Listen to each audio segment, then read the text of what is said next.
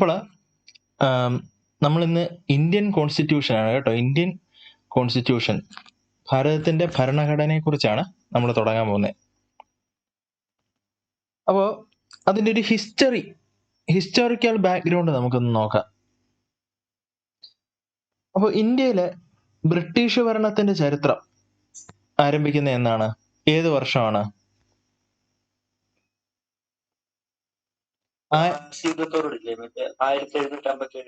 അതെ, 1600 മുതൽ തന്നെ ബ്രിട്ടീഷുകാർ വന്നു അല്ലേ കച്ചവടത്തിന്. അപ്പൊ ആ ഒരു സമയം മുതലേ ഇവര് ശ്രമിക്കുന്നുണ്ട്. അപ്പോ മുഗൾ സാമ്രാജ്യത്തിന്റെ പതനത്തിന് ശേഷം ട്രേഡിംഗ് കമ്പനി ഇന്ത്യയെ ഭരിക്കാനുള്ള പ്രദേശങ്ങളും അധികാരങ്ങളും നേടിയെടുക്കാൻ വേണ്ടി ശ്രമം തുടങ്ങി. അതുവഴി ഈ വെറും കമ്പനി എന്നുള്ളത് എങ്ങനെ പുനർനാമകരണം ചെയ്തു? ഈസ്റ്റ് ഇന്ത്യ കമ്പനി എന്ന് പുനർനാമകരണം ചെയ്യുവാണ്.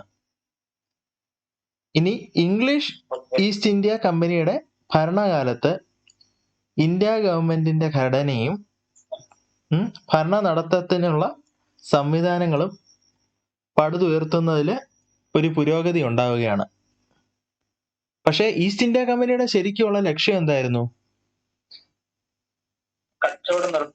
കച്ചവടത്തിന് പുറമെ ഇന്ത്യയെ മൊത്തം അല്ലെ, ഇന്ത്യയിൽ നിന്നും മാക്സിമം ആദായം ഉണ്ടാക്കുക എന്നായിരുന്നു ഇവരുടെ ലക്ഷ്യം. അപ്പോൾ ഈസ്റ്റ് ഇന്ത്യ കമ്പനിയുടെ മറ്റൊരു പേരാണ്, അന്ന് അറിയപ്പെട്ടിരുന്ന മറ്റൊരു പേരാണ് എന്ത്? Body of merchant adventurers. കേട്ടോ, body of merchant adventurers. East India കമ്പനിക്ക് റോയൽ ചാർട്ടർ അനുവദിച്ച ഭരണാധികാരിയായിരുന്നു ആരായിരുന്നു? എലിസബത്ത് രാജ്ഞിയാണ് കേട്ടോ, എലിസബത്ത് രാജ്ഞി. അപ്പോ ഇതിലൂടെ ഈ റോയൽ ചാർട്ടറിൽ കൂടെ കിഴക്കൻ മേഖലകളിൽ കച്ചവടം നടത്താനുള്ള അധികാരം കമ്പനിക്ക് ലഭിച്ചു. കിഴക്കൻ മേഖലകളിൽ ഈസ്റ്റ് ഇന്ത്യ കമ്പനി സ്ഥാപിതമായ വർഷം 1600 ഡിസംബർ 31 കേട്ടോ, 1600 ഡിസംബർ 31. ഇനി ഈ കമ്പനി ഒരു ട്രേഡിംഗ് കോർപ്പറേഷൻ ആയിട്ട് വളർന്ന കാലഘട്ടം എന്ന് പറഞ്ഞാല് 1600-നും 1765-നും ഇടയില. അപ്പോ ബ്രിട്ടീഷ് ഈസ്റ്റ് ഇന്ത്യ കമ്പനിയുടെ ഇന്ത്യയിലെ ഭരണകാലഘട്ടം എന്നറിയപ്പെടുന്നത് കമ്പനി ഭരണത്തിലെന്ന അല്ലെ നമ്മൾ പറയുന്നത്. കമ്പനി ഭരണത്തിലായിരുന്നപ്പോൾ എന്ന് പറയത്തില്ലേ? അപ്പൊ മുമ്പേ പറഞ്ഞിരുന്ന പോലെ 1764 യുദ്ധം പറഞ്ഞായിരുന്നു അല്ലേ? ഏത് യുദ്ധമായിരുന്നു?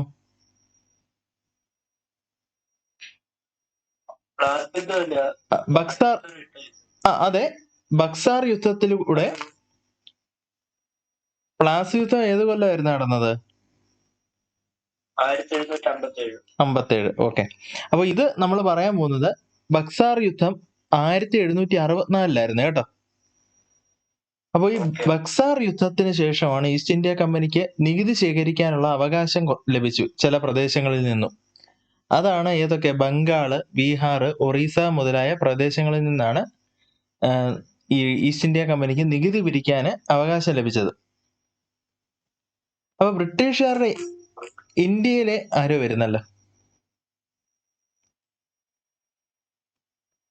അപ്പോ ഈ ബ്രിട്ടീഷുകാരുടെ ഇന്ത്യയിലെ ഭരണത്തെ കമ്പനി ഭരണമെന്നും,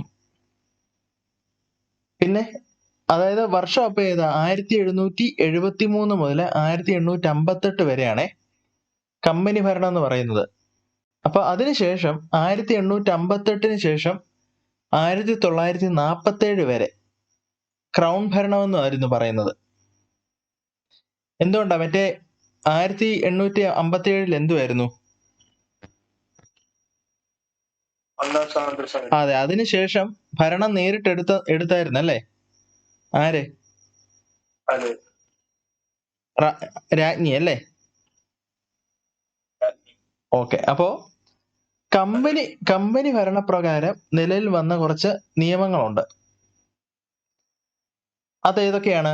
റെഗുലേറ്റിംഗ് ആക്ട് ആയിരുന്നു ആദ്യത്തെ കേട്ടോ, റെഗുലേറ്റിംഗ് ആക്ട് 1773. പിന്നെ വന്നത് പിറ്റ്സ് ഇന്ത്യ ആക്ട് ആണ്. പിറ്റ്സ് ഇന്ത്യ ആക്ട് അത് 1784. അതിനുശേഷം വന്നത് ചാർട്ടർ ആക്ട് ആണ് 1793 ചാർട്ടർ ആക്ട്. അതിനുശേഷം വന്നതും എല്ലാം ചാർട്ടർ ആക്ട് തന്നെ, പക്ഷെ വർഷങ്ങൾ വ്യത്യാസമുണ്ട്. ഏതൊക്കെയാണ്? 1813, 1833, 1853 കേട്ടോ. അപ്പൊ ആദ്യമേ റെഗുലേറ്റിംഗ് ആക്ട് വന്നു 1773. അതിനുശേഷം പിറ്റ്സ് ഇന്ത്യ ആക്ട് 1784. പിന്നെന്താണ്? Charter act 1793, 1813, 1833, 1853. ഇതെല്ലാം തന്നെ ചാർട്ടർ ആക്ടുകളാണ്. അപ്പോൾ റെഗുലേറ്റിംഗ് ആക്ട് 1773 കുറിച്ച് പറയുവാണ്. ബ്രിട്ടീഷ് പാർലമെന്റ് ഇന്ത്യക്ക് വേണ്ടി പാസാക്കിയ ആദ്യത്തെ നിയമമാണ് ഏത്? ഈ റെഗുലേറ്റിംഗ് ആക്ട് 1773 കേട്ടോ. ഗവർണർ ജനറൽ ഓഫ് ബംഗാൾ എന്ന പദവി നിലവിൽ വന്നത് റെഗുലേറ്റിംഗ് ആക്ട് അനുസരിച്ചാണ് കേട്ടോ. വർഷം ഏതായിരുന്നു? 1773. അതെ. അപ്പോ അതിനനുസരിച്ച് അവിടുത്തെ ആദ്യത്തെ ഗവർണർ ജനറൽ ആരാണ്? വാറൻ ഹേസ്റ്റിങ്സ് ആണ് കേട്ടോ. Warren Hastings. അപ്പോ ഈ റെഗുലേറ്റിംഗ് ആക്ട് പാസ്സാക്കാൻ ഇടയായ സാഹചര്യങ്ങൾ ഏതൊക്കെയാണ്?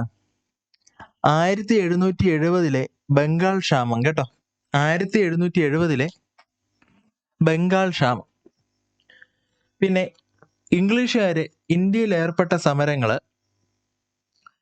കമ്പനിയുടെ പ്രതിച്ഛായ തന്നെ പ്രതികൂലമായി ബാധിക്കാൻ തുടങ്ങി. സാമ്പത്തികമായ ബുദ്ധിമുട്ട് തരണം ചെയ്യുന്നതിന് കമ്പനി ധനസഹായ അഭ്യർത്ഥനയുമായിട്ട് ബ്രിട്ടീഷ് ഗവൺമെന്റിനെ സമീപിച്ചു. ചില സ്വകാര്യ വ്യാപാരികൾക്ക് തന്നിഷ്ടപ്രകാരം പ്രവർത്തിക്കാൻ വിട്ടുകൊടുക്കേണ്ടതല്ല ഇന്ത്യയിലെ ഭരണകാര്യങ്ങൾ എന്ന അഭിപ്രായം കാലക്രമത്തിൽ ശക്തി പ്രാപിച്ചു. അപ്പം റെഗുലേറ്റിംഗ് ആക്ടിന്റെ സവിശേഷതകൾ. ഇംഗ്ലീഷ് ഈസ്റ്റ് ഇന്ത്യ കമ്പനിയിലൂടെ ഇന്ത്യയുടെ ഭരണ നിയന്ത്രണത്തിനായി ബ്രിട്ടീഷ് പാർലമെന്റ് പാസാക്കിയ ആദ്യ നിയമമാണ് എന്ത്? നമ്മുടെ റെഗുലേറ്റിംഗ് ആക്ട്.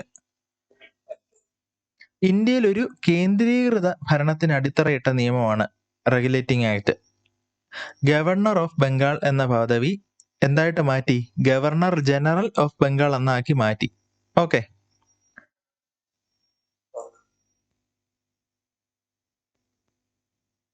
അപ്പൊ ഈ റെഗുലേറ്റിംഗ് ആക്ട് പ്രകാരം നിലവിൽ വന്ന വ്യവസ്ഥകൾ എന്തൊക്കെയാണെന്ന് നമുക്കൊന്ന് നോക്കാം. ബംഗാളിലെ ഗവർണർ ബ്രിട്ടീഷ് ഇന്ത്യ ഒട്ടാകെ അധികാരമുള്ള ഗവർണർ ജനറൽ പദവിയിലേക്ക് ഉയർത്തപ്പെട്ടു. മറ്റ് പ്രവിശ്യ ഗവർണർമാര്, അതായത് Bombay, Madras, governor general of ബംഗാളിന് കീഴിൽ വന്നു. പിന്നെന്താണ്? കോർട്ട് ഓഫ് ഡയറക്ടേഴ്സ് എന്ന ഭരണസംഘത്തോട് കമ്പനിയുടെ വരുമാനം, പ്രവർത്തന രീതി, ഇന്ത്യയിലെ സൈനിക കാര്യങ്ങൾ എന്നിവയെക്കുറിച്ചെല്ലാം റിപ്പോർട്ട് ചെയ്യണമെന്ന് അനുശാസിക്കുന്ന ഒരു നിയമം വന്നു. പിന്നെന്താണ്? ഗവർണർ ജനറലെ സഹായിക്കുന്നതിനായി 4 പേരടങ്ങിയ ഒരു ഭരണസമിതിയെ സ്ഥാപിച്ചു. ബ്രിട്ടീഷ് ഇന്ത്യയിൽ ഒരു പരമോന്നതാധികാര കോടതി, സുപ്രീം കോടതി സ്ഥാപിക്കപ്പെട്ടു. ബ്രിട്ടീഷ് ഇന്ത്യയിലെ ആദ്യ കോടതി നിലവിൽ വന്ന വർഷം 1774 കേട്ടോ. അപ്പൊ എവിടാണ് സ്ഥാപിതമായതെന്ന് ചോദിച്ചാൽ കൽക്കട്ടയാണ്. ഓക്കെ. അപ്പോൾ അടുത്തതായിട്ട് ഈ ബ്രിട്ടീഷുകാര് ഇറക്കിയ ഒരു ആക്ട് എന്ന് പറഞ്ഞാൽ ഏതാ? അമെൻഡിങ് ആക്ട് ഓഫ് 1781 ആണ് കേട്ടോ. Amending act of 1781. അപ്പോൾ 1773 റെഗുലേറ്റിംഗ് ആക്ടിന്റെ അപാകത പരിഹരിക്കാനാണ് ഈ നിയമം കൊണ്ടുവന്നത്. ഇതിന്റെ മറ്റൊരു പേരാണ് എന്ത്? ആക്ട് ഓഫ് സെറ്റിൽമെന്റ് കേട്ടോ. Act of settlement. ഓക്കെ. അപ്പോൾ പ്രവിശ്യ കോടതികൾ, അതായത് പ്രൊവിൻഷ്യൽ കോർട്സും പിന്നെ കൗൺസിലുകൾക്കും നിയന്ത്രണം ഏർപ്പെടുത്താൻ വേണ്ടി ഗവർണർ ജനറലിന് അധികാരം നൽകിയ നിയമമാണ് അമെൻഡിങ് ആക്ട് ഓഫ് 1781. സുപ്രീം കോടതിയുടെ അധികാര പരിധിയിൽ നിന്ന് ഗവർണർ ജനറലിന്റെയും കൗൺസിലിന്റെയും അധികാരങ്ങൾ ഒഴിവാക്കാൻ കാരണമായ നിയമമാണ് ഏത്? ഈ അമെൻഡിങ് ആക്ട് ഓഫ് 1781. അതിനുശേഷം വന്ന ആക്ട് ആണ് ഏത്? ഇത് മിക്കവാറും ചോദിച്ചു കണ്ടിട്ടുണ്ട്. Pitt's India act. Pitt's India act 1784. അപ്പൊ ഈ റെഗുലേറ്റിംഗ് ആക്ടിന്റെ പ്രവർത്തനത്തിലുണ്ടായിരുന്ന ന്യൂനതകളുടെ ഫലമായി ബ്രിട്ടീഷ് പ്രധാനമന്ത്രിയായിരുന്ന വില്യം പിറ്റ് കേട്ടോ, വില്യം പിറ്റ് ഈസ്റ്റ് ഇന്ത്യ കമ്പനിയുടെ ഘടനയിലും ബ്രിട്ടീഷ് ഇന്ത്യയിലെ ഭരണ സംവിധാനത്തിലും മാറ്റം വരുത്തുന്നതിനായി അവതരിപ്പിച്ച നിയമമാണ് പിറ്റ്സ് ഇന്ത്യ ആക്ട് 1784. നിയമം പാസ്സാക്കുമ്പോൾ ഗവർണർ ജനറൽ വാറൻ ഹേസ്റ്റിങ്സ് ആയിരുന്നു കേട്ടോ, വാറൻ ഹേസ്റ്റിങ്സ്.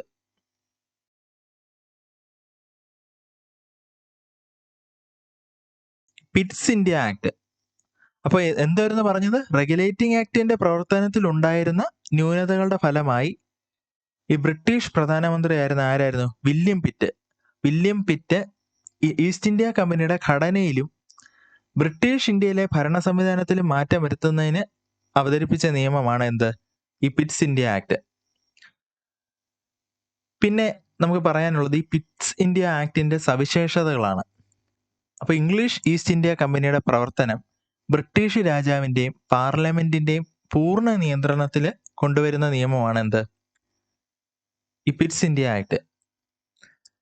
ഗവർണർ ജനറലിന്റെ കൗൺസിലിലെ അംഗങ്ങളുടെ എണ്ണം 3 ചുരുക്കാൻ കാരണമായ നിയമമാണ് Pitt's India act. East India കമ്പനിയുടെ വാണിജ്യ രാഷ്ട്രീയ പ്രവർത്തനങ്ങളെ വേർതിരിച്ച നിയമം ഏത് തന്നെയാണ്? ഈ പിറ്റ്സ് ഇന്ത്യ ആക്ട് ആണ്.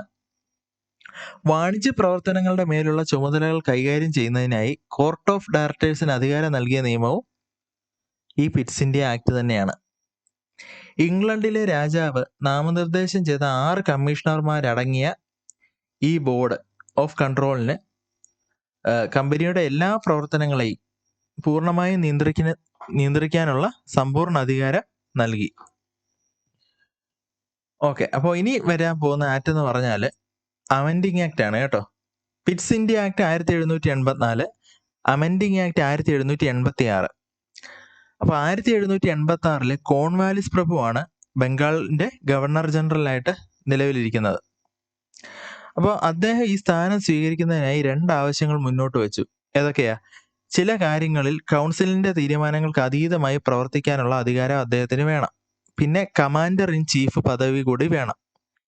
അങ്ങനെ ഈ 2 ആവശ്യങ്ങൾ ഉൾക്കൊള്ളിച്ചാണ് 1786 നിയമം പാസ്സാക്കിയത്. അപ്പോൾ അടുത്തതായിട്ട് വന്നത് 86 നിയമവും കഴിഞ്ഞിട്ട് വന്നതാണ് ഏത്? Charter act. 1793 charter act. അപ്പോൾ ചാർട്ടർ ആക്ട് നിലവിൽ വന്നപ്പോൾ ഗവർണർ ജനറൽ ആരാണ്? ജോൺ ഷോർ ആണ് കേട്ടോ, ജോൺ ഷോർ. അപ്പോൾ 1793 ചാർട്ടർ ആക്ട് നിലവിൽ വന്നപ്പോൾ ബോർഡ് ഓഫ് കൺട്രോളിന്റെ പ്രസിഡന്റ് ആരാണ്? ഹെൻറി ഡണ്ടാസ് കേട്ടോ, ഹെൻറി ഡണ്ടാസ്. ഇന്ത്യയിലെ ഇംഗ്ലീഷ് സൈന്യാധിപൻ ഗവർണർ ജനറലിന്റെ കൗൺസിലിലെ ഒരംഗമായിരിക്കണമെന്ന വ്യവസ്ഥ നീക്കം ചെയ്ത നിയമവും ഏത് തന്നെയാണ്? ഈ ചാർട്ടർ ആക്ട് 1793 ആണ് കേട്ടോ. അപ്പോൾ അടുത്തതായിട്ട് നമുക്ക് പറയാനുള്ളത് സൈനിക സഹായ വ്യവസ്ഥയാണ്. സൈനിക സഹായ വ്യവസ്ഥ. അപ്പൊ 1798 വെല്ലസ്ലി പ്രഭു കേട്ടോ, വെല്ലസ്ലി പ്രഭു ആവിഷ്കരിച്ച സമ്പ്രദായമാണ് സൈനിക സഹായ വ്യവസ്ഥ. ബ്രിട്ടീഷുകാരുമായിട്ട് അത്തരം ഒരു സഖ്യത്തിൽ ഏർപ്പെടുന്ന എല്ലാവരും ചില നിബന്ധനകൾ പാലിക്കണമെന്നുണ്ടായിരുന്നു. തങ്ങളുടെ സഖ്യകക്ഷിയുടെ ഭരണത്തെ വൈദേശിക ആഭ്യന്തര ഭീഷണിയിൽ നിന്നും സംരക്ഷിക്കാനുള്ള ഉത്തരവാദിത്തം ബ്രിട്ടീഷുകാർക്കായിരിക്കും. സഖ്യകക്ഷിയുടെ രാജ്യത്ത് ഒരു ബ്രിട്ടീഷ് സായുധ സൈനിക വിഭാഗത്തെ അവരെ അപ്പോയിന്റ് ചെയ്യും. അപ്പോൾ ഈ സൈനിക വിഭാഗത്തെ നിലനിർത്തുന്നതിനായിട്ടുള്ള വരുമാന വിഭവം സഖ്യകക്ഷി നൽകണം. അപ്പോൾ ബ്രിട്ടീഷുകാരുടെ അനുമതിയോടുകൂടി മാത്രമേ സഖ്യകക്ഷിക്ക് മറ്റ് ഭരണാധികാരികളുമായിട്ട് കരാറിൽ ഏർപ്പെടാനോ യുദ്ധം ചെയ്യാനോ കഴിയും കേട്ടോ. അപ്പോഴും ബ്രിട്ടീഷുകാരുടെ കൺട്രോളിലോട്ട് വരുത്തുമോ ഇവരെ. പിന്നെ വേറൊരു രീതിക്കുള്ള ഭരണം ഏതായിരുന്നു കൂട്ടുകാരെ? റെസിഡന്റ് അല്ലേ, നേരിട്ടുള്ള ബ്രിട്ടീഷ് ഭരണത്തിൽ കീഴിലല്ലാത്ത ഒരു രാജ്യത്ത് താമസിച്ചിരുന്ന ഗവർണർ ജനറലിന്റെ പ്രതിനിധിയുടെ ഒരു നാമമാണ് എന്ത്? British resident. പിന്നെന്താണ്? ചാർട്ടർ ആക്ട് തന്നെ വരുന്നുണ്ട്. അപ്പം 1813 ചാർട്ടർ ആക്ട് 1813. അപ്പൊ ഈ ആക്ട് നിലവിൽ വരുമ്പോൾ ഗവർണർ ജനറൽ ആരാണ്? ഹേസ്റ്റിങ്സ് പ്രഭുവാണ്. അപ്പോൾ ഈസ്റ്റ് ഇന്ത്യ കമ്പനിയുടെ വാണിജ്യ കുത്തകാവകാശം, അതായത് ചൈനയുമായിട്ടുള്ള തേയില വ്യാപാരം മറ്റെല്ലാം ഔദ്യോഗികമായി അവസാനിപ്പിച്ച നിയമമാണ് എന്ത്? Charter act 1813. അപ്പോൾ ഈ ആക്ട് പ്രകാരം കമ്പനിയുടെ അധികാരം 20 വർഷത്തേക്ക് കൂടി ദീർഘിപ്പിച്ചു. മതപ്രവർത്തനത്തിനായിട്ട് ഇംഗ്ലീഷ് പാതിരിമാർക്ക് ഇന്ത്യയിൽ പ്രവേശിക്കുവാനുള്ള അവകാശം നിയന്ത്രിതമായ തോതിൽ നൽകപ്പെട്ട നിയമമാണ് ചാർട്ടർ ആക്ട് 1813. ഇന്ത്യയിലെ വിദ്യാഭ്യാസ പ്രവർത്തനത്തിന് ഒരു നിശ്ചിത തുക മാറ്റിക്കാൻ വ്യവസ്ഥ ചെയ്ത നിയമവും ഈ ചാർട്ടർ ആക്ട് 1813 കമ്പനിയുടെ കീഴിൽ സേവനമനുഷ്ഠിക്കുന്ന ഉദ്യോഗസ്ഥന്മാർക്ക് ഭരണകാര്യങ്ങളിൽ വേണ്ടത്ര പരിശീലനം നൽകുന്നതിനുള്ള ഏർപ്പാടുകൾ ചെയ്യേണ്ടതാണെന്ന് നിഷ്കർഷിച്ച നിയമവും ഈ ചാർട്ടർ ആക്ട് 1813 തന്നെയാണ്. പിന്നെ നമുക്ക് പറയാനുള്ള എന്ന് പറഞ്ഞാൽ ചാർട്ടർ ആക്ട് തന്നെ, പക്ഷേ 1833 ബ്രിട്ടീഷ് ഇന്ത്യയുടെ ഭരണഘടനാ ചരിത്രത്തിൽ സുപ്രധാനമായിട്ടുള്ള ഒരു സ്ഥാനമുള്ള നിയമമാണിത്. ഒരു ഗ്രേ പ്രഭുവിന് ലിബറൽ പാർട്ടി മന്ത്രിസഭയുടെ കാലത്ത് പരിഷ്കരിച്ച ഇംഗ്ലീഷ് പാർലമെന്റാണ് ഈ നിയമം പാസാക്കിയത്. അപ്പോൾ ബ്രിട്ടീഷ് ഇന്ത്യയിലെ ആദ്യ ഗവർണർ ജനറൽ ആരാണ്? വില്യം ബെന്റിക്ക്. അപ്പോൾ ചാർട്ടർ ആക്ട് 1833 സവിശേഷത നമുക്ക് നോക്കാം.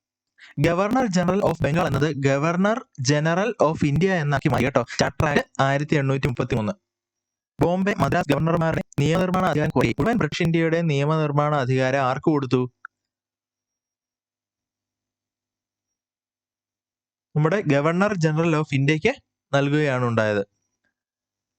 അപ്പോൾ ബ്രിട്ടീഷ് ഇന്ത്യയിലെ എല്ലാ എക്സിക്യൂട്ടീവ്, ലെജിസ്ലേറ്റീവ്, മിലിറ്ററി അധികാരവും ഗവർണർ ജനറൽ നിക്ഷിപ്തമാക്കിയ നിയമമാണിത്. മുൻകാല നിയമങ്ങൾ റെഗുലേഷൻ എന്നറിയപ്പെട്ടപ്പോൾ ഈ നിയമത്തിന്റെ പരിധിയിലെ നിബന്ധനകൾ ആക്ടുകൾ എന്നറിയപ്പെട്ടു കേട്ടോ. ഒരു കച്ചവട സ്ഥാപനം എന്ന ഈസ്റ്റ് ഇന്ത്യ കമ്പനിയുടെ പദവി റദ്ദാക്കുകയും അതൊരു സമ്പൂർണ്ണ ഭരണ സംവിധാനമായി മാറുകയും ചെയ്ത നിയമം ഏത് തന്നെ? Charter act 1833. കേന്ദ്രീകൃത ഭരണമെന്ന ലക്ഷ്യത്തിലേക്ക് അവസാന പദമായിട്ട് അവതരിപ്പിച്ച നിയമം ഇത് തന്നെ, ഈ ചാർട്ടർ ആക്ട് 1833. ബ്രിട്ടീഷ് ഇന്ത്യയിൽ ആദ്യമായിട്ട് നിയമ കമ്മീഷൻ 1834 നിയമ കമ്മീഷൻ വരാൻ കാരണമായ നിയമം ഇത് തന്നെയാണ്. ആദ്യ നിയമ കമ്മീഷന്റെ തലവൻ ആരാണ്? ലോർഡ് മെക്കാളെ കേട്ടോ, മെക്കാളെ പ്രഭു. അപ്പോൾ ചാർട്ടർ ആക്ട് 1853. അപ്പൊ ചാർട്ടർ ആക്ട് 1853 വന്നപ്പോൾ ഗവർണർ ജനറൽ ഡൽഹൌസിയാണ് കേട്ടോ, ഡൽഹൌസി. ബ്രിട്ടീഷ് പാർലമെന്റ് പാസാക്കിയ അവസാനത്തെ ചാർട്ടർ ആക്ടും ഇത് തന്നെയാണ്, 1853. ഉദ്യോഗ നിയമന കാര്യത്തിൽ ഡയറക്ടർമാർക്കുണ്ടായിരുന്ന പ്രത്യേക അധികാരം എടുത്തു കളഞ്ഞ നിയമം ആണ് ചാർട്ടർ ആക്ട് 1853. അപ്പോൾ ഗവർണർ ജനറലിന്റെ എക്സിക്യൂട്ടീവ്, ലെജിസ്ലേറ്റീവ് അധികാരങ്ങൾ വേർപ്പെടുത്തിയ നിയമമാണ് നമ്മുടെ ചാർട്ടർ ആക്ട് 1853.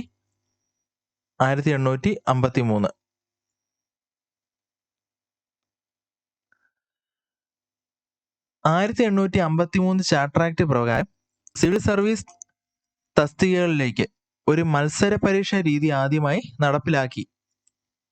ഏത് ആക്ട് പ്രകാരമാണ്? ചാർട്ടർ ആക്ട് 1853 പ്രകാരം. ഓക്കെ. അപ്പോൾ ഇന്ത്യൻ ലെജിസ്ലേറ്റീവ് കൗൺസിൽ എന്ന പേരിൽ ഗവർണർ ജനറലിന്റെ ലെജിസ്ലേറ്റീവ് കൗൺസിൽ രൂപീകരിക്കപ്പെട്ടു. ഗവർണർ ജനറലിന്റെ കൗൺസിലിലേക്ക് നിയമിതരായ 6 പുതിയ അംഗങ്ങളിൽ 4 പേര് മദ്രാസ്, ബോംബെ, ബംഗാൾ, ആഗ്ര എന്നീ പ്രാദേശിക ഗവൺമെന്റിൽ നിന്നാണ് നിയമിക്കപ്പെട്ടത്. അപ്പോൾ കമ്പനി ഭരണത്തിന്റെ സവിശേഷതകളൊക്കെ എന്തൊക്കെയാണ്? ഇന്ത്യൻ ഗവൺമെന്റിന്റെ ഘടനയിലും ഭരണ നടത്തിപ്പിന് ആയുള്ള സംവിധാനത്തിലും ശ്രദ്ധേയമായ മാറ്റങ്ങൾക്ക് ഇത് കാരണമായി. കമ്പനി ഭരണത്തിന്റെ ചില സവിശേഷതകളാണ് എന്തൊക്കെ? കോടതികള്, നിയമങ്ങള്, സാമ്പത്തിക നടപടികൾ, പൊതു സർവീസുകൾ, സാമൂഹ്യ സേവനങ്ങൾ, ജില്ലാ ഭരണകൂടം, പ്രവിശ്യകളുടെ രൂപീകരണം എന്നിവ. അപ്പൊ ഇതുവരെ നമ്മൾ പറഞ്ഞത് എന്തായിരുന്നു? കമ്പനി ഭരണത്തിന്റെ കാര്യമായിരുന്നു നമ്മൾ പറഞ്ഞത്. അപ്പോൾ ഇനി നോക്കാനുള്ള എന്താ? ക്രൗൺ ഭരണം അല്ലേ? നേരിട്ട് രാജ്ഞിയുടെ കീഴിൽ തന്നെ 1858 മുതൽ 1947 വരെയുള്ള കാലഘട്ടമാണ് ക്രൗൺ ഭരണം. അപ്പോൾ ക്രൗൺ ഭരണം പ്രകാരം നിലവിൽ വന്ന നിയമം ഏതൊക്കെയാണ്? ഗവൺമെന്റ് ഓഫ് ഇന്ത്യ ആക്ട് 1858 കേട്ടോ, ഗവൺമെന്റ് ഓഫ് ഇന്ത്യ ആക്ട് 1858. പിന്നെ ഇന്ത്യൻ കൗൺസിൽ ആക്ടുകളുണ്ട് 1861, 1892, 1909. പിന്നെ ഏതാണ് വന്നത്? ഗവൺമെന്റ് ഓഫ് ഇന്ത്യ ആക്ട് 1919, പിന്നെ ഗവൺമെന്റ് ഓഫ് ഇന്ത്യ ആക്ട് 1935, പിന്നെ ഇന്ത്യൻ ഇൻഡിപെൻഡൻസ് ആക്ട് കേട്ടോ 1947. അപ്പോൾ ദേശീയ പ്രധാനവും ഭരണപരിഷ്കാരങ്ങളുമാണ് ഇനി നമ്മൾ നോക്കാൻ പോകുന്നത്. ലിട്ടം പ്രഭു കൊണ്ടുവന്ന ആക്ടുകളാണ് ഇതൊക്കെ. ആംസ് ആക്ട്, പ്രാദേശിക ഭാഷാ പത്ര നിയമം, അതായത് വെർണാക്കുലർ പ്രസ് ആക്ട് എന്നിവ. പിന്നെ ഭക്ഷ്യക്ഷാമം നേരിടുന്ന സമയത്തും ഇമ്പീരിയൽ നടത്തിയതും കോട്ടന്റെ ഇറക്കുമതി തീരുവെടുത്തുള്ളത് എന്നിവയൊക്കെ ഇതിന്റെ ഉദാഹരണങ്ങളാണ്. പിന്നെ 1883 ഇൽബർട്ട് ബില്ല് വരുവാണ്. അതായത് ഇന്ത്യൻ മജിസ്ട്രേറ്റുമാർക്ക് വെള്ളക്കാരെ ക്രിമിനൽ കേസുകളിൽ വിചാരണ ചെയ്യാമെന്നതായിരുന്നു നിയമം. പക്ഷേ ഇത് വെള്ളക്കാരെ എതിർത്തു. ഉയർന്ന ജോലികൾ ഇന്ത്യക്കാരെ പ്രവേശിപ്പിക്കാത്തതും എല്ലാം ഇന്ത്യക്കാർക്കിടയിൽ അസ്വസ്ഥത സൃഷ്ടിച്ചു. അപ്പോൾ ഈ സംഭവം എല്ലാം തന്നെ സൂചിപ്പിക്കുന്നത് സാമ്രാജ്യത്വം വെള്ളക്കാരുടെ ആധിപത്യത്തിനാണ് ഊന്നൽ നൽകിയത്. അപ്പോൾ ഗവൺമെന്റ് ഓഫ് ഇന്ത്യ ആക്ട് എന്താണെന്ന് നോക്കാം. 1858 വന്ന ഗവൺമെന്റ് ഓഫ് ഇന്ത്യ ആക്ട് 1857 ഒന്നാം സ്വാതന്ത്ര്യ സമരത്തിന്റെ പശ്ചാത്തലത്തിൽ നടപ്പാക്കിയ നിയമമാണ് 1858 ഗവൺമെന്റ് ഓഫ് ഇന്ത്യ ആക്ട്. അപ്പോൾ ഈസ്റ്റ് ഇന്ത്യ കമ്പനിയുടെ ഭരണം പൂർണ്ണമായും ബ്രിട്ടീഷ് രാജ്ഞിയിലേക്ക് മാറ്റാൻ കാരണമായ നിയമമാണ് act for the better government of India എന്നറിയപ്പെടുന്ന നിയമം. അപ്പൊ എന്തൊക്കെയാണ് ഈ നിയമത്തിന്റെ സവിശേഷതകള്? അപ്പോൾ രാജ്ഞിയുടെ വിളംബരം നടന്നത്, ഈ നിയമത്തിന്റെ വിളംബരം നടന്നത് 1858 നവംബർ 1-നായിരുന്നു. അപ്പോൾ ഇന്ത്യൻ ജനങ്ങളുടെ മാഗ്ന കാർട്ട എന്നറിയുന്നത് ബ്രിട്ടീഷ് രാജ്ഞിയുടെ വിളംബരമാണ്. ഗവൺമെന്റ് ഓഫ് ഇന്ത്യ ആക്ടിന് രാജകീയ അനുമതി ലഭിച്ച വർഷമാണ് 1858 ആഗസ്റ്റ് 2. ഓക്കെ, അപ്പൊ ബ്രിട്ടീഷ് രാജ്ഞിയുടെ വിളംബരം 1858 എതിർ വിളംബരം പുറപ്പെടുവിച്ചതാരാണ്? ബീഗം ഹസ്രത് മഹലാണ് കേട്ടോ. Begum Hazrat Mahal. Board of control, court of directors എന്നിവ നിർത്തലാക്കിയ നിയമവും ഇത് തന്നെയാണ്. ഗവർണർ ജനറൽ ഓഫ് ഇന്ത്യ എന്ന പദവി വൈസ്രോയി എന്നാക്കി മാറ്റിയ നിയമം ഏതാണ്? ഇത് തന്നെയാണ് കേട്ടോ.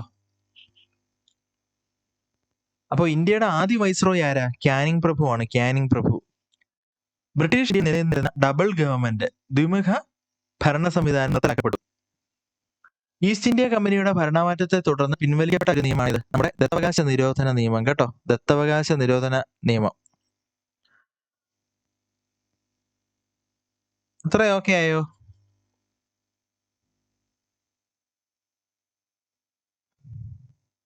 ഹലോ,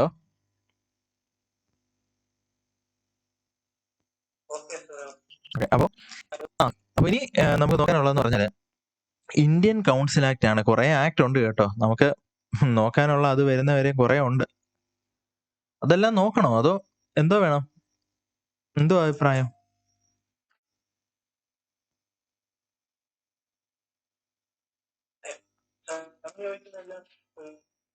ഇപ്പൊ ഏത് ചോദിക്കുമെന്നൊന്നും നമുക്ക് പറയാൻ പറ്റത്തില്ല. ഏതെങ്കിലും അവര് കാണുന്ന എടുത്ത് ചോദിക്കും.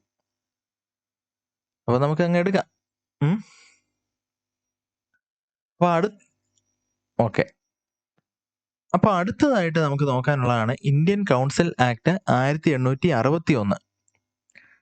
അപ്പൊ 1857 വിപ്ലവത്തിന് ശേഷം ബ്രിട്ടീഷുകാർക്ക് അവരുടെ ഭരണത്തിനായി ഇന്ത്യക്കാരുടെ സഹകരണം വേണമെന്ന് മനസ്സിലായി.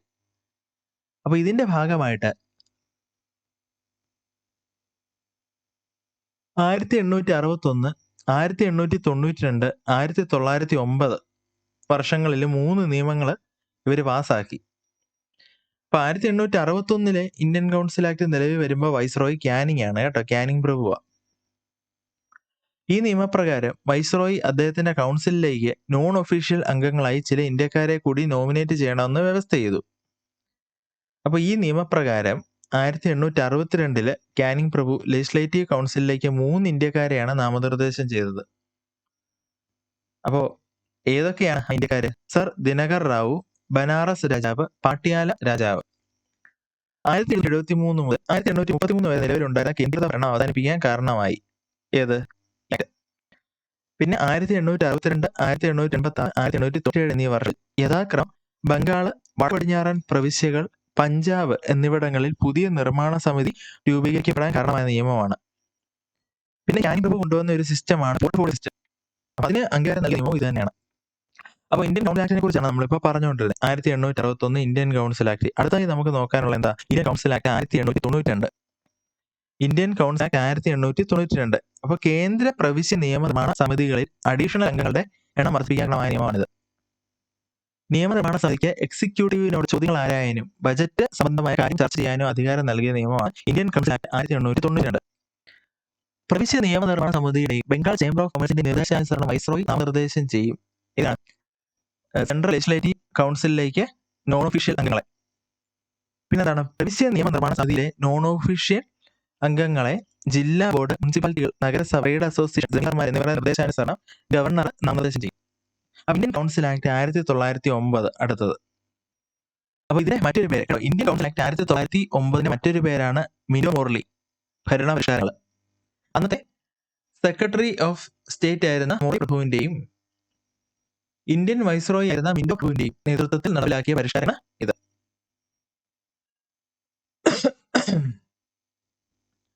അപ്പൊ ഈ നിയമത്തിന്റെ സവിശേഷതകൾ നമുക്ക് നോക്കാം. നിയമനിർമ്മാണ സഭകളിലെ അംഗങ്ങളുടെ സംഖ്യ വർദ്ധിപ്പിച്ചു. സെൻട്രൽ ലെജിസ്ലേറ്റീവ് കൗൺസിലിലെ അംഗസംഖ്യ 16-ൽ നിന്ന് 60 ഉയർത്തി. മദ്രാസ്, ബംഗാൾ, ബോംബെ എന്നീ സംസ്ഥാന നിയമസഭകളിലെ 20-ൽ നിന്ന് 50 ഐക്യ സംസ്ഥാനങ്ങളിൽ 15-ൽ നിന്ന് 50 ഉയർത്തി. വൈസ്രോയുടെ എക്സിക്യൂട്ടീവ് കൗൺസിലിലേക്ക് ലോ അംഗമായി നിയമിതനായ ആദ്യ ഇന്ത്യക്കാരനാണ് ആര്? സത്യേന്ദ്ര പ്രസാദ് സിൻഹ അല്ലെങ്കിൽ SP സിൻഹ. ഇപ്പൊ വൈസ്രോയുടെ സെക്രട്ടറി ഓഫ് സ്റ്റേറ്റ് കൗൺസിലേക്ക് 2 ഇന്ത്യക്കാരെ നിയമിച്ചു. മുസ്ലിം അംഗങ്ങൾക്ക് തിരഞ്ഞെടുപ്പിൽ ആദ്യമായി പ്രത്യേക മണ്ഡലം അനുവദിച്ച നിയമം 1909 ഇന്ത്യൻ കൗൺസിൽ ആക്ട് കേട്ടോ. ഇന്ത്യയിൽ സാമുദായിക നിയോജക മണ്ഡലത്തിന്റെ പിതാവ് എന്നറിയപ്പെടുന്ന ആരാണ്? മിന്റോ ആണ് കേട്ടോ, മിന്റോ പ്രഭു. അടുത്തതായിട്ട് 1919 ഗവൺമെന്റ് ഓഫ് ഇന്ത്യ ആക്ട് ആണ്. Government of India act 1919. അപ്പോ ഈ നിയമം അറിയപ്പെടുന്ന മറ്റൊരു പേര് മൊണ്ടേഗു ചെംസ്വേർഡ് ഭരണപരിഷ്കാര നിയമം എന്നാണ്. Government of India act 1919 Montagu Chelmsford reform act എന്നാണ് അറിയപ്പെടുന്നത്. ഭരണപരിഷ്കാരം ഇന്ത്യൻ സ്റ്റേറ്റ് സെക്രട്ടറി ആയ മൊണ്ടേഗു പ്രഭുവിന്റെയും വൈസ്രോയി ആയിരുന്ന ചെംസ്വേർഡ് പ്രഭുവിന്റെ നേതൃത്വത്തിൽ ഇന്ത്യയിൽ നടപ്പാക്കിയ ഭരണമാറ്റമാണിത്, ഈ ഭരണപരിഷ്കാരം. മൊണ്ടേഗു ചെംസ്വേർഡ് ഭരണപരിഷ്കാരത്തിന് കാരണമായത് 1917 ഓഗസ്റ്റ് പ്രഖ്യാപനമാണ്. 1917 ഓഗസ്റ്റ് 20 ബ്രിട്ടീഷ് ഗവൺമെന്റ് നടത്തിയ പ്രഖ്യാപനം എന്തെന്നും ഉത്തരവാദിബോധമുള്ള ഒരു ഗവൺമെന്റ് ഇന്ത്യയിൽ സ്ഥാപിക്കുക. 1919 രണ്ടാം ലോക യുദ്ധാനന്തരം പ്രഖ്യാപിച്ച നിയമമാണ് ഗവൺമെന്റ് ഓഫ് ഇന്ത്യ ആക്ട്. 1919 നിലവിൽ വന്ന എന്നാണ് 1921 കേട്ടോ. അപ്പോൾ ഈ നിയമം നിലവിൽ വരുമ്പോൾ ഇന്ത്യൻ വൈസ്രോയി ചെംസ്വേർഡ് പ്രഭു 1919 ഗവൺമെന്റ് ഓഫ് ഇന്ത്യ ആക്ടിന് ആധാരമായ റിപ്പോർട്ട് ഏതായിരുന്നു? മോൺഫോർട്ട് റിപ്പോർട്ടാണ് കേട്ടോ, മോൺഫോർട്ട് റിപ്പോർട്ട്. അപ്പോൾ ഗവൺമെന്റ് ഓഫ് ഇന്ത്യ ആക്ട് 1919 സവിശേഷതകൾ നമുക്ക് നോക്കാം. പ്രവിശ്യകൾക്ക് മേൽ കേന്ദ്ര നിയന്ത്രണത്തില് ഇളവ് വരുത്തിയ നിയമം. അപ്പോൾ ഇതിനായി ഭരണ വിഷയങ്ങളെ സെൻട്രൽ വിഷയങ്ങൾ എന്നും പ്രവിശ്യ വിഷയങ്ങൾ എന്നും തിരിക്കുകയും ആ വിഷയങ്ങളെ നിയമം നിർമ്മിക്കുന്നതിനുള്ള അധികാരം നൽകുകയും ചെയ്തു. ഓക്കെ. അപ്പോൾ ഈ നിയമപ്രകാരം പ്രൊവിൻസ് വിഷയങ്ങളെ 2 വീണ്ടും തിരിച്ചു. അതായത് ട്രാൻസ്ഫേർഡ് സബ്ജക്റ്റ്, റിസർവ്ഡ് സബ്ജക്റ്റിന് റിസർവ്ഡ് വിഷയങ്ങൾ. ഇപ്പോൾ ട്രാൻസ്ഫേർഡ് സബ്ജക്റ്റ് പെട്ടാണ് വിഷയങ്ങൾ നിയന്ത്രിക്കുന്ന ഇതൊക്കെയാണ് ആരാണ്? ഗവർണറാണ് കേട്ടോ. നിയമനിർമ്മാണ സമിതിയുടെ ചുമതലയുള്ള മന്ത്രിമാരുടെ സഹായത്തോടെ. അതേസമയം റിസർവ്ഡ് സബ്ജക്റ്റ് നിയന്ത്രിക്കുന്ന ആരാണ്? ഗവർണറും ഗവർണറുടെ എക്സിക്യൂട്ടീവ് കൗൺസിലും ചേർന്നാണ്. ഓക്കെ. അപ്പോ ഈ ഇരട്ട ഭരണവ്യവസ്ഥയാണ് ഭരണം അല്ലെങ്കിൽ ഡയാർക്കി. ഇന്ത്യയിലെ ദ്വിമണ്ഡല സമ്പ്രദായവും നേരിട്ടുള്ള തെരഞ്ഞെടുപ്പ് ആദ്യമായി നിർദ്ദേശിച്ച നിയമവും ഇത് തന്നെയാണ്. അപ്പോൾ ബൈക്യാമറലിസം, ദ്വിമണ്ഡല സമ്പ്രദായം, അത് പ്രകാരം ഇന്ത്യൻ ലെജിസ്ലേറ്റീവ് കൗൺസിലിനെ അപ്പർ ഹൗസ് എന്നും അല്ലെങ്കിൽ കൗൺസിൽ ഓഫ് സ്റ്റേറ്റ് എന്നും ലോവർ ഹൗസ് അല്ലെങ്കിൽ ലെജിസ്ലേറ്റീവ് അസംബ്ലി എന്നും പേരുള്ള 2 സഭകളായി വേർതിരിച്ചു. ഭൂരിപക്ഷം അംഗങ്ങളും സഭയിൽ അംഗത്വം നേടിയത് നേരിട്ടുള്ള തെരഞ്ഞെടുപ്പ് വഴിയാണ്, അതായത് ഡയറക്റ്റ് ഇലക്ഷൻ. വിദ്യാഭ്യാസം, കൈവശമുള്ള വസ്തുക്കൾ എന്നിവയെ അടിസ്ഥാനമാക്കി പരിമിതമായ വ്യക്തികൾക്ക് മാത്രം വോട്ടവകാശം നൽകി. 1920 ഇന്ത്യയിൽ ആദ്യമായി പൊതു തിരഞ്ഞെടുപ്പ് നടന്നത്. 1920 ഇന്ത്യയിൽ ആദ്യമായി പൊതു തിരഞ്ഞെടുപ്പ് നടക്കുന്നത്.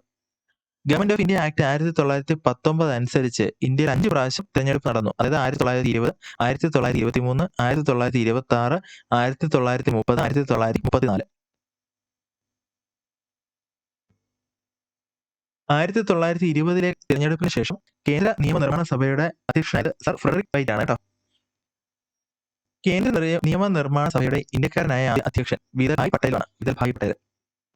വൈസ്രോയുടെ എക്സിക്യൂട്ടീവ് കൗൺസിലുള്ള 6 അംഗങ്ങളിൽ കമാൻഡർ ഇൻ ചീഫ് ഒഴികെ 3 പേരെങ്കിലും ഇന്ത്യക്കാരായിരിക്കും എന്ന വ്യവസ്ഥ നിയമമാണിത്. ഹൈക്കമ്മീഷണർ ഫോർ ഇന്ത്യ എന്നൊരു പുതിയ തസ്തികയും കൂടെ ലണ്ടനിൽ സൃഷ്ടിക്കുകയും സെക്രട്ടറി ഓഫ് സ്റ്റേറ്റിന്റെ ചുമതല ഉദ്യോഗസ്ഥരെ മാറുകയും ചെയ്തു. ഈ നിയമപ്രകാരം സിഖ്, ഇന്ത്യൻ, ക്രിസ്ത്യാനിസ്, ആംഗ്ലോ ഇന്ത്യക്കാർ, യൂറോപ്യന്മാർ എന്നിവർക്ക് പ്രത്യേക മണ്ഡലങ്ങൾ അനുവദിക്കപ്പെടും. ഓക്കെ. സെൻട്രൽ ബജറ്റിൽ നിന്നും പ്രൊവിൻഷ്യൽ ബജറ്റ് വേർതിരിക്കും. പ്രവിശ്യ നിയമനിർമ്മാണ സഭയ്ക്ക് ബജറ്റ് നടപ്പിലാക്കാൻ അധികാരം നൽകുകയും ചെയ്ത നിയമവും ഇത് തന്നെയാണ്. അപ്പോൾ ബ്രിട്ടീഷ് ഇന്ത്യയിൽ ആദ്യമായി സ്ത്രീകൾക്ക് വോട്ട് ചെയ്യാനുള്ള അവകാശം കൊടുത്ത നിയമം ഇത് തന്നെയാണ്. ഗവൺമെന്റ് ഓഫ് ഇന്ത്യ ആക്ട് 1919 അല്ലെങ്കിൽ 1980 ഗവൺമെന്റ് ഓഫ് ആക്ട്. അടുത്തായിട്ട് നമുക്ക് നോക്കാനുള്ളത് നമ്മുടെ സൈമൺ കമ്മീഷനാണ്. Simon commission 1927. അപ്പോൾ ഇന്ത്യയിലെ പുതിയ ഭരണപരിഷ്കാരങ്ങളെ കുറിച്ച് അന്വേഷിക്കാൻ നിയോഗിച്ച കമ്മീഷനാണ് സൈമൺ കമ്മീഷൻ 1927. സൈമൺ കമ്മീഷന്റെ മറ്റൊരു പേരാണെന്ത്? Indian statutory commission. All white commission എന്നറിയപ്പെടുന്നതും സൈമൺ കമ്മീഷൻ തന്നെയാണ്. അപ്പൊ സൈമൺ കമ്മീഷൻ രൂപീകരണ സമയത്ത് ഇന്ത്യയിലെ സെക്രട്ടറി ഓഫ് സ്റ്റേറ്റ്സ് ആരാണ്? ബിർക്കൻഹെഡ് പ്രഭു കേട്ടോ, ബിർക്കൻഹെഡ് പ്രഭു. സൈമൺ കമ്മീഷൻ ഇന്ത്യയിൽ വന്ന വർഷം ഏതാണ്? 1928 ഫെബ്രുവരി 3. അപ്പോ സൈമൺ കമ്മീഷനിൽ അംഗമായതിനു ശേഷം പിന്നീട് ബ്രിട്ടീഷ് പ്രധാനമന്ത്രിയായ വ്യക്തി ആരാണ്? ക്ലെമന്റ് അറ്റ്ലിയാണ്. സൈമൺ കമ്മീഷനിൽ ഒരു ഇന്ത്യക്കാരൻ പോലും ഇല്ലായിരുന്നു കേട്ടോ. ഈ സൈമൺ കമ്മീഷനെതിരെ ഇന്ത്യയിൽ ഉയർന്ന മുദ്രാവാക്യമാണ് എന്ത്? സൈമൺ ഗോ ബാക്ക് അല്ലെ, സൈമൺ ഗോ ബാക്ക് എന്നത്. അപ്പോൾ ഈ സൈമൺ കമ്മീഷനെതിരെ ലാഹോറിൽ നടന്ന പ്രതിഷേധത്തെ തുടർന്ന് പോലീസിന്റെ ലാത്തി ചാർജിൽ മരണപ്പെട്ട ഒരു നേതാവാണ് ആര്? ലാല ലജ്പത് റായ് അല്ലെ. ലാല ലജ്പത് റായുടെ മരണത്തിന്, അതെ, അപ്പൊ ലാല ലജ്പത് റായിയുടെ മരണത്തിന് കാരണമായ ആ ഒരു ലാത്തി ചാർജിന് നേതൃത്വം കൊടുത്ത പോലീസ് ഉദ്യോഗസ്ഥൻ ആരാണ്? സാൻഡേഴ്സൺ ആണ്, സാൻഡേഴ്സൺ. അപ്പൊ മദ്രാസില് സൈമൺ കമ്മീഷനെതിരായി പ്രകടനം നയിച്ചത് ടി പ്രകാശമായിരുന്നു കേട്ടോ.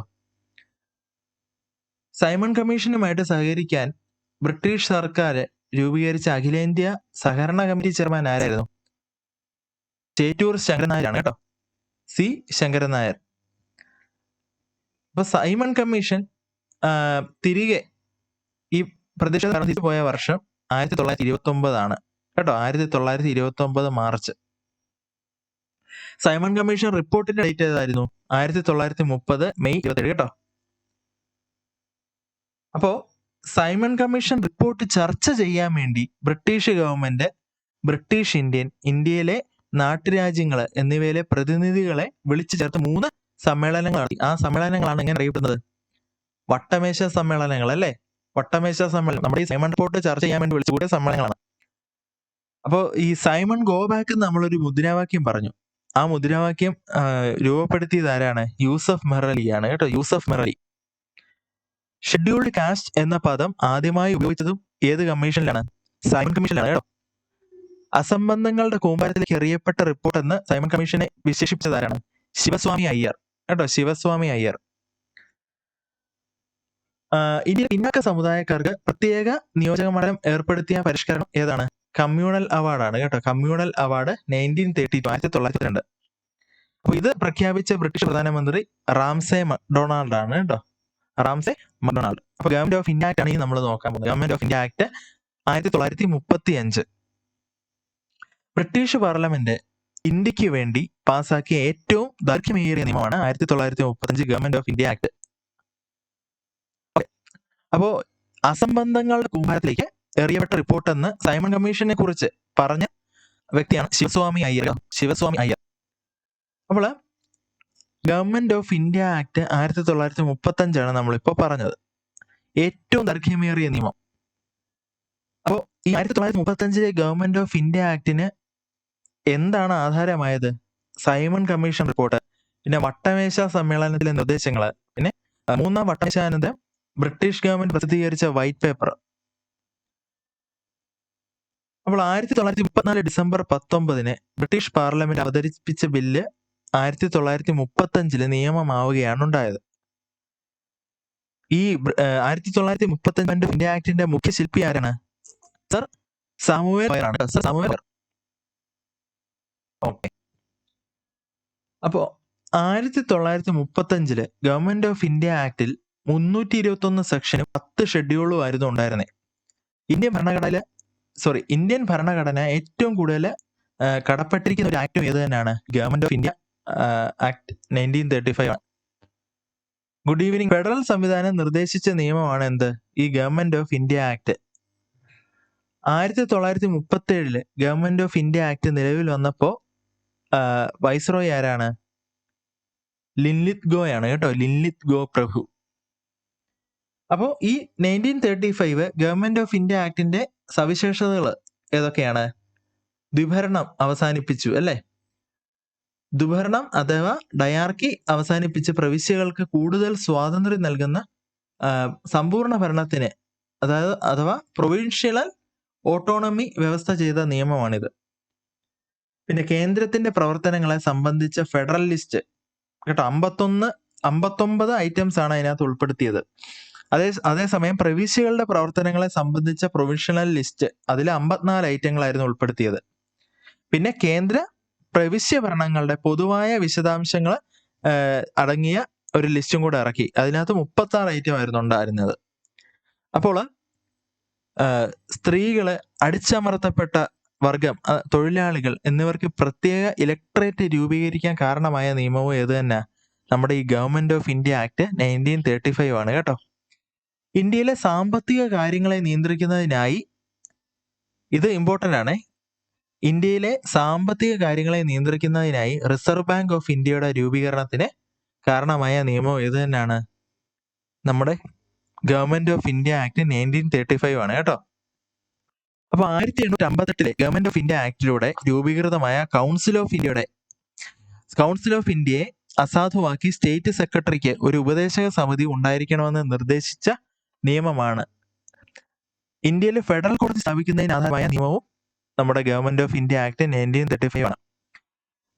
Federal public service commission, provincial public service commission, joint public service commission എന്നിവയുടെ രൂപീകരണത്തിന് വഴിയൊരുക്കിയ നിയമവും ഏത് തന്നെയാണ്? നമ്മുടെ 1935 ഇന്ത്യയിലെ 1935 ഗവൺമെന്റ് ഓഫ് ഇന്ത്യ ആക്ട് തന്നെയാണ്. അപ്പോൾ ഈ നിയമപ്രകാരം ഇന്ത്യയിലെ ആദ്യ പൊതുതെരഞ്ഞെടുപ്പ് നടന്ന വർഷം 1937 ആണ്. ആ തെരഞ്ഞെടുപ്പിൽ ആര് ജയിച്ചു?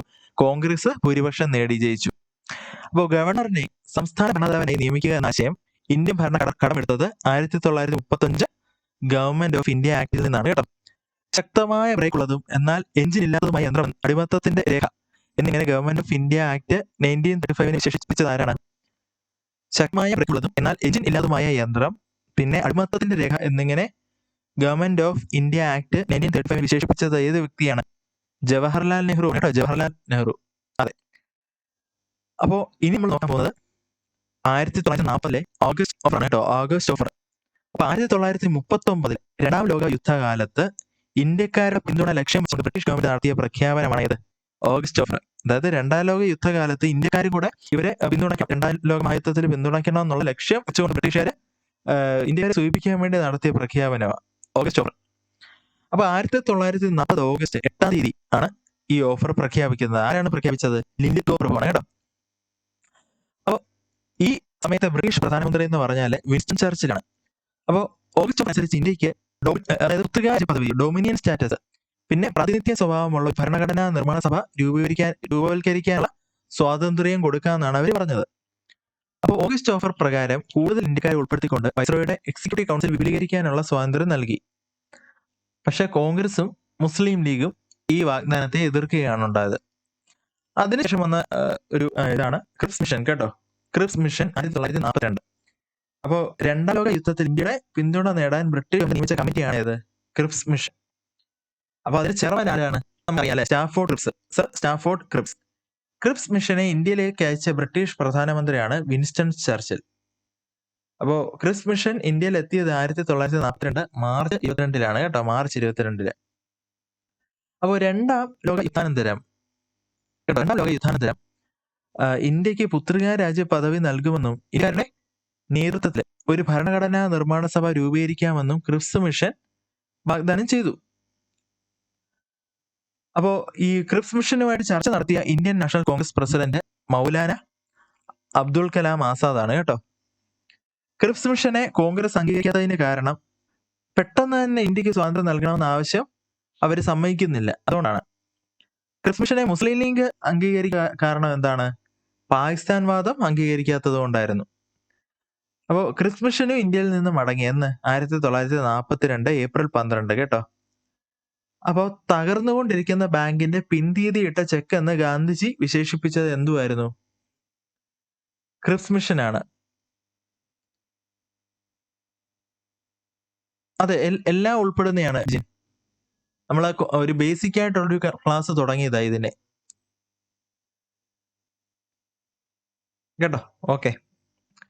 അപ്പോ ക്യാബിനറ്റ് മിഷന് അടുത്തായിട്ട് വന്നത് ക്യാബിനറ്റ് മിഷന് 1946 ക്യാബിനറ്റ് മിഷൻ വരുന്നത്.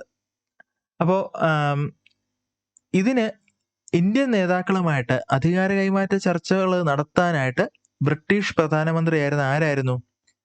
ക്ലമന്റ് ആറ്റ്ലി അല്ലെ? ക്ലമന്റ് ആറ്റ്ലിയാണ് ഇന്ത്യയിലേക്ക് അയച്ച മിഷനാണ് ഏത്? ഈ ക്യാബിനറ്റ് മിഷന്. അപ്പൊ ക്യാബിനറ്റ് മിഷൻ ഇന്ത്യയിൽ എത്തിയപ്പോൾ വൈസ്രോയി വേവലാണ് കേട്ടോ, വേവൽ പ്രഭുവാണ്. ക്യാബിനറ്റ് മിഷനിലെ അംഗങ്ങള് പെത്വിക് ലോറൻസ്, സ്റ്റാഫ്രോഡ് ക്രിപ്സ്, പിന്നെ ആരാണ്? AV അലക്സാണ്ടർ കേട്ടോ. അപ്പൊ ഇന്ത്യയിൽ നിന്ന് ക്യാബിനറ്റ് മിഷൻ മടങ്ങിയത് 1946-ലാണ്. അപ്പൊ ഇവരുടെ ശുപാർശ എന്തൊക്കെയാണ്? ശുപാർശകള്: ഇടക്കാല ദേശീയ ഗവൺമെന്റ് രൂപീകരിക്കുക, ഭരണഘടന തയ്യാറാക്കാൻ ഒരു ഭരണഘടനാ നിർമ്മാണ സഭ സ്ഥാപിക്കുക, ഇന്ത്യയുടെ സ്വാതന്ത്ര്യ പ്രഖ്യാപനം എത്രയും പെട്ടെന്ന് നടപ്പിലാക്കുക.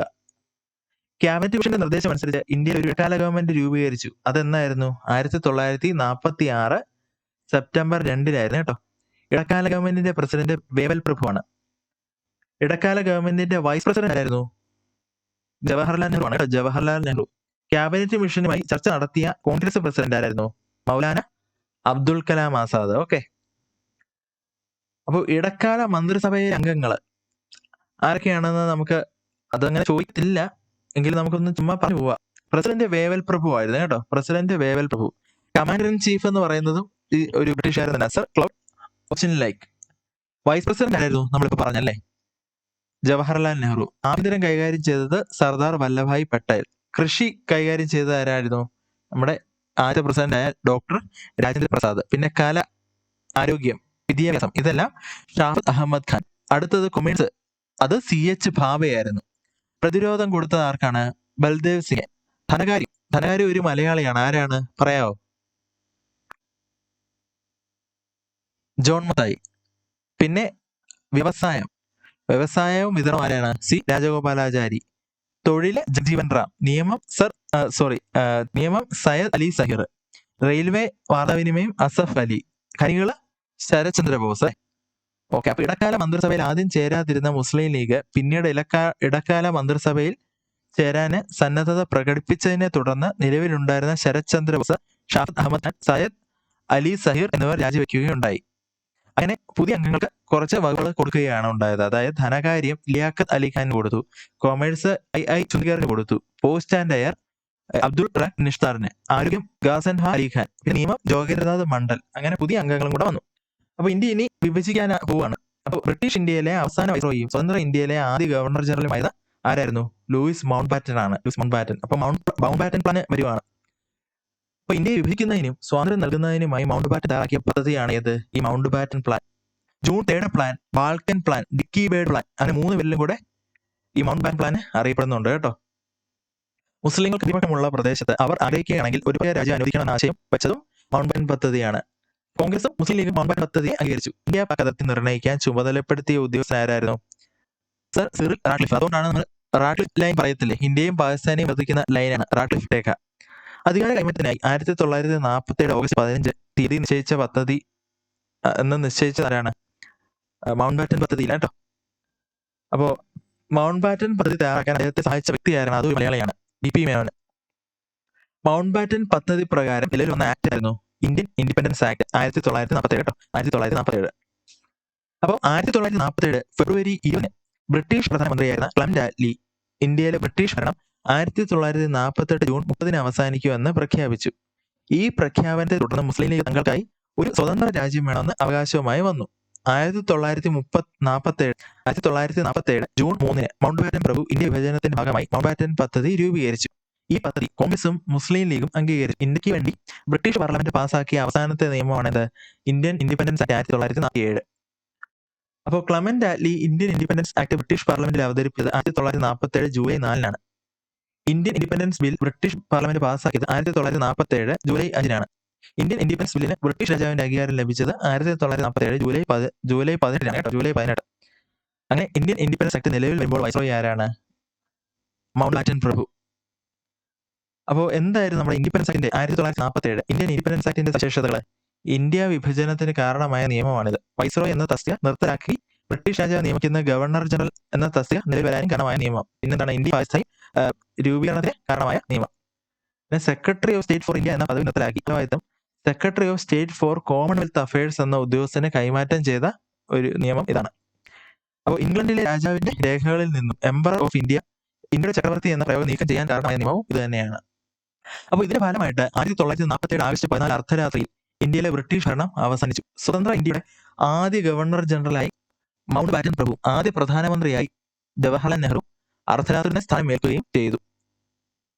അപ്പോൾ ഇനി വരുന്നത് നമ്മുടെ ഭരണഘടനയാണ് കേട്ടോ. ഭരണഘടനയും അത് എങ്ങനെയാണ് രൂപീകരിക്കപ്പെട്ടത് ഒക്കെയാണ് നമ്മുടെ ഭരണഘടന രൂപീകരിക്കാൻ വേണ്ടി അന്നത്തെ നേതാക്കന്മാർ കടന്നുപോയ സാഹചര്യങ്ങൾ. അപ്പോൾ ഇതൊക്കെയാണ് ഇനി വരുന്നത്. അപ്പോൾ ഇത്രയും ഓക്കെ ആയല്ലോ.